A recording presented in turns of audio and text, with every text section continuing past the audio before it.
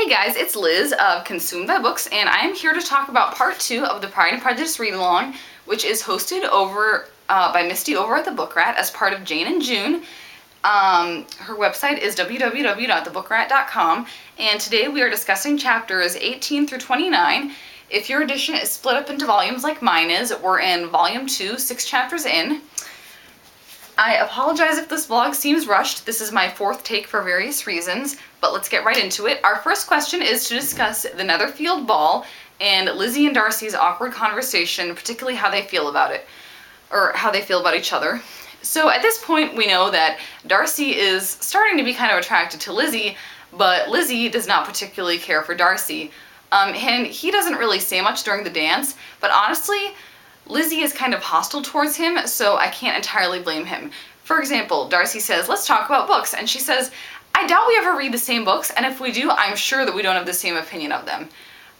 So that makes it very hard for Darcy to get in a good word for himself. What else was I going to say? Oh yes, but on the other hand, I can understand Elizabeth's hostility because A, Darcy totally snubbed her the first time they met, and B, as far as she knows, he has done Wickham wrong, so he's got 2 strikes against him. Our next question is to discuss the ball more generally, and yeah, just expound on that. I'm actually going to start by talking about Mary, who is the musician in the family, as it were.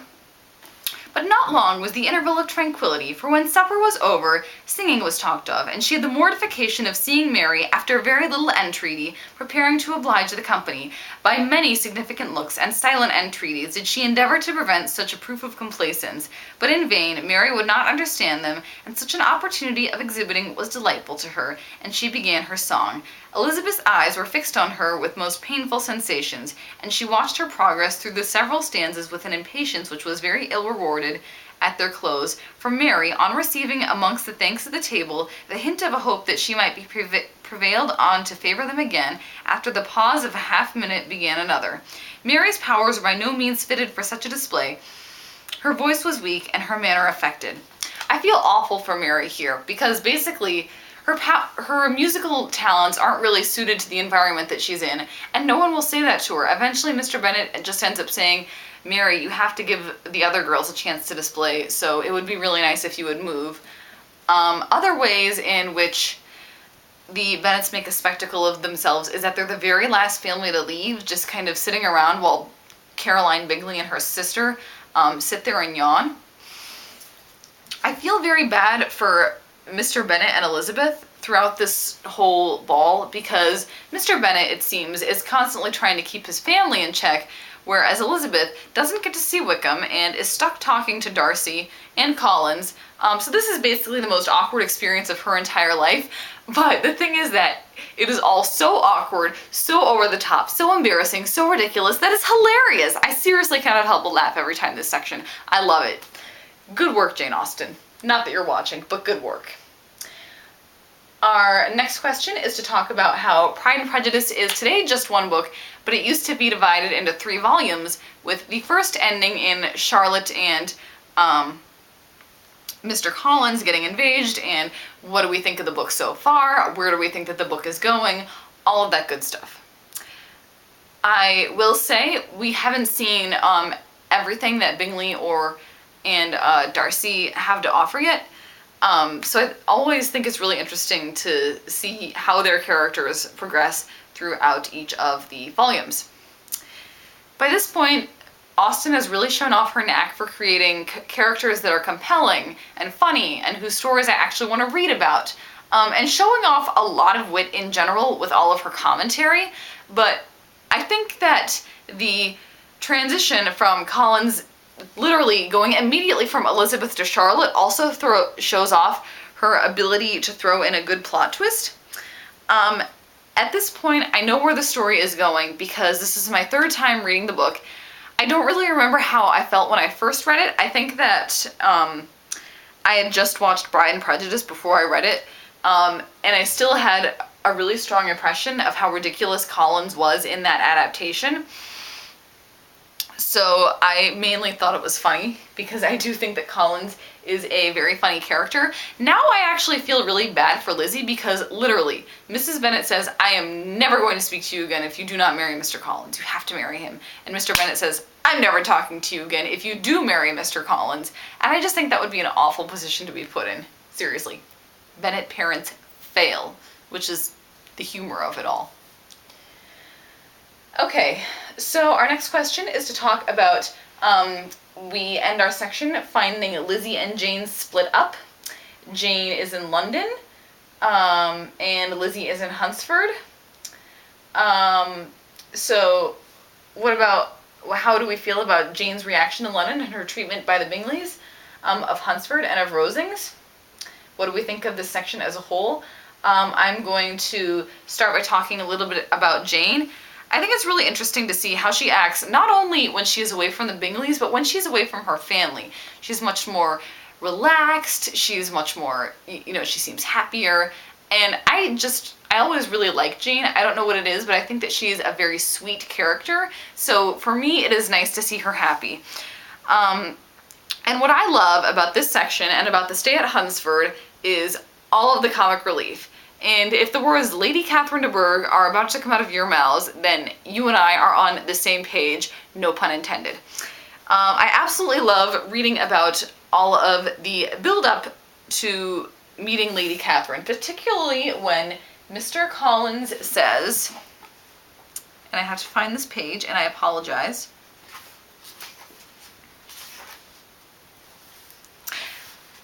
I would advise you merely to put on whatever of your clothes is superior to the rest. There is no occasion for anything more. Lady Catherine will not think the worse of you for being simply dressed. She likes to have the distinction of rank preserved. I think this is hilarious because Collins is basically saying, dress in the nicest thing you own, and hey, guess what? It's still not going to be good enough for Lady Catherine, which is an indicator of just how absurd that her character is. And I have to say, Lady Catherine might be my favorite character to hate in all of literature, because she is so opinionated, so over the top, that you can't help but laugh at her. It's just so ridiculous. And I think she is guilty of what I'm going to call a Regency era white wine. So, for those of you who don't know, a white wine is an upper middle class complaint, like, I left my cell phone at the other house, or how am I supposed to get there without my GPS? And I think this is kind of Lady Catherine's Regency era. Well, she doesn't exactly whine per se, but it's the same idea. This, by the way, what I'm about to read is a conversation between Lady Catherine and Elizabeth, and I am starting with Elizabeth. My mother would have had no objection, but my father hates London. Has your governess left you? We never had a governess. No governess? How was that possible? 5 daughters brought up at home without a governess. I never heard of such a thing. Your mother must have been quite a slave to your education. You can't raise kids without a governess, actually, Lady Catherine de Bourgh, this just in. And I just think it's so funny because that is a little bit of a rich person complaint. I mean, I know governesses were more common in that era, but they were still, for people who were kind of in the middle class range. And now our next question is to discuss our thoughts on Wickham at the end of the section and Lizzy's conversation with her Aunt Gardiner. Yeah.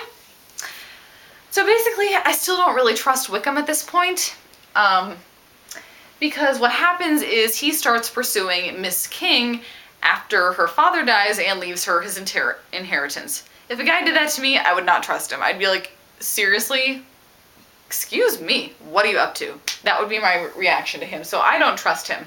However, I can kind of see why Lizzy does, because basically what people are telling her is that something happened between him and Darcy, but no one really knows the details, so she has no reason to think that what Wickham might have told her could be false. So I can totally see why she still trusts him, but I know what's going to happen, so I don't. That and, chasing a rich girl who just got her money. Yeah. Anyways,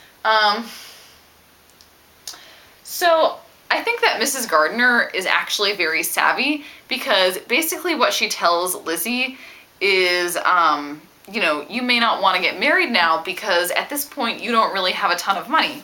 And I think Lizzie's reaction is very interesting and almost a little bit unlike her. At present, I am not in love with Mr. Wickham. No, I certainly am not. But he is, beyond all comparison, the most agreeable man I ever saw, and if he becomes really attached to me, I believe it will be better that he should not. I see the imprudence of it.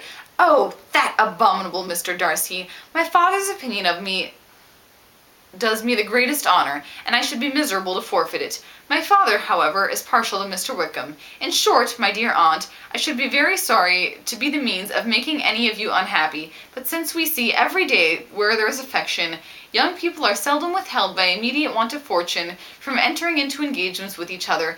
How can I promise to be wiser than so many of my fellow creatures if I am tempted, or how am I even to know that if it would be wisdom to resist? I feel like this is one of the first times in the novel that we hear Elizabeth admit that she maybe could be a little bit naive. Another thing I have to wonder is, if Elizabeth married without much of a fortune, would it be something that would be considered shameful upon the family? I'm not really sure. And the question is, if so, is she thinking about that at all right now? I just think that's a very interesting question to contemplate. And we are on to our, let's see.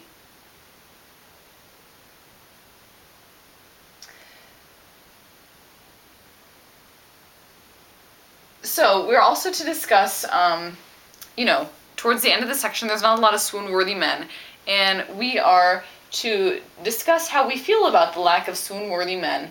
The thing is that even though we don't really see a lot of Bingley or Darcy, we also have the visit to Rosings. If you don't know what I'm talking about, rewind to about a minute or so earlier and see what I have to say about Lady Catherine. But in addition to that, we also have Sir William Lucas and his second daughter. So this is basically Charlotte's father and sister. And Jane Austen says something like, they're the two most boring people ever to be stuck in a carriage with. So even though there's not swoon-worthy men, we still have humor to tide us over until we get to see the men again and see what really happens with them. And again, I also just like seeing how Jane reacts to the whole situation and see her, get a little bit happier and see what she's like when she gets to be away from her crazy family. So, next up, we are to discuss the views of marriage in the book so far, because Jane Austen is often thought of as someone who's commenting on marriage. And we're to talk about whether or not there have been any instances of having a happy marriage. So I wouldn't say that the marriage between Charlotte and Mr. Collins is happy, because the thing is that Collins feels really guilty about the entail, and that's kind of why he proposes to Elizabeth and is trying to really go after one of the Bennet daughters. And I don't think Charlotte is happy, because she is more practical about it, unlike Lizzy. She's like, look, I know I don't have a lot of money. I know I need to marry someone with more than me. Ergo, it's okay for me to marry Collins. And that's just not how I feel about marriage at all, so I definitely would not consider that happy. As for Lizzy, I think that she is a little bit more unhappy about Wickham and Miss King than she actually admits, because even though she tries to deny it, she does talk a fair amount about it, and I'm going to give you guys another quote here once I find it.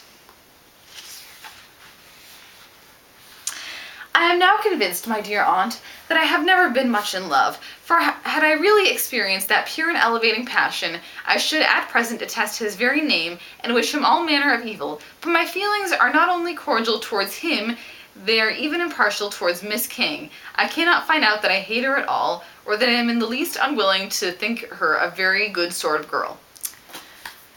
Lizzy says this. She says, I never really loved him, and I think if I did that I would hate Miss King. But the fact that she has given so much thought to the fact that that maybe she should hate Wickham, maybe she should hate Miss King, also kind of indicates to me that she, maybe she has been thinking about this a little bit more than she will let on to, And let's see, the last marriage I'm going to discuss here is Mr. and Mrs. Bennet's. And I actually think that they do have kind of a happy marriage, because even though they don't always agree on how they should raise their children, I believe that they share the end goal of seeing their daughters happy. And I also think that they get a lot of joy out of, you know, seeing what happens when they achieve their goal of their daughters being happy. And I just think that they really love watching that, you know, seeing their kids happy. And I also do think that even though Mrs. Bennet often talks about how much her husband exasperates her, that she gets a little bit of enjoyment out of it all. I think that she really does secretly enjoy a little bit of the witty banter. That could just be me projecting my own personality onto her, because I, for one, am a big fan of witty banter and playful arguing. But I you know, I don't know, I have this intuitive feeling that Mrs. Bennet enjoys the witty bantering. It's fun to read about, and I think it must be fun to have. So, those have been my thoughts on Pride and Prejudice chapters 18 through 29. I hope that you guys have enjoyed this video. Again, I apologize if it was rushed or if I read any of the passages out loud too quickly. Quick note, I am going to Maine shortly, so I am not sure whether or not my next 2 responses will be vlogs or not, but at any rate, you will get to see my feelings on the next 2 parts of the read-along, so you should get excited about that. Otherwise, I'm sorry that this is late, and happy reading! Bye, everybody!